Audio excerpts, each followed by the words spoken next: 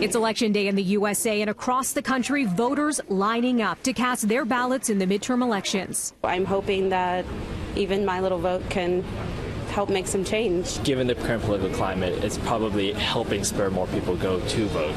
I don't like what's happening, and I don't like the changes that are happening. And so if your voice isn't heard, you can't make a change.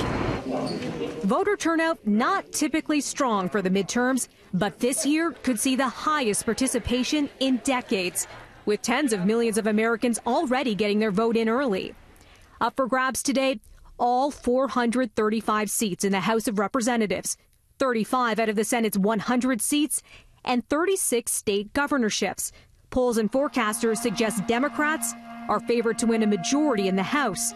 Republicans could keep a slim majority in the Senate. It was a sprint to Election Day, with both the current and former U.S. presidents hitting the campaign trail hard. If you want strong borders and safe communities, no drugs, no caravans, vote Republican.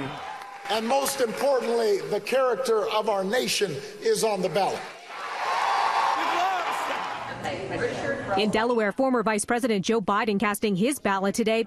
The Democrat also taking a jab at Donald Trump. He has one speed. What's good for Donald Trump? What does Donald Trump think? Tell him is good for Donald Trump. A busy schedule, especially today. Former U.S. Ambassador to Canada Bruce Heyman weighing in on Toronto's Breakfast Television this morning. From a Canadian point of view, what can we expect after this midterm? What we should hope for and expect is a check and balance to the president. Currently, the Republicans control everything. They control the presidency, the House, the Senate, most of the governorships, and a lot of the state reps. And so you should hope that there's more balance and there's a check to his vitriol.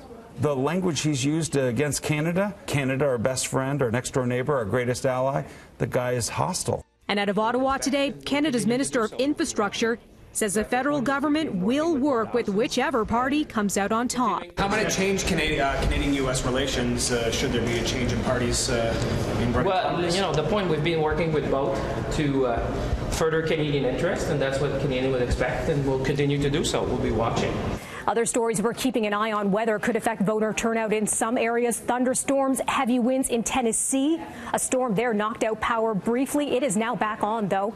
In Georgia, there are concerns of voter suppression. Remember, Georgia, a very tight race for governor there. Some voting booths stopped working. It is going to be a long night, folks.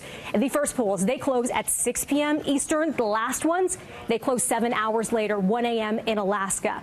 As for when we can get some results in, well, the prediction is we could learn who will take control of the House of Representatives. That's the big one, closer to midnight Eastern tonight.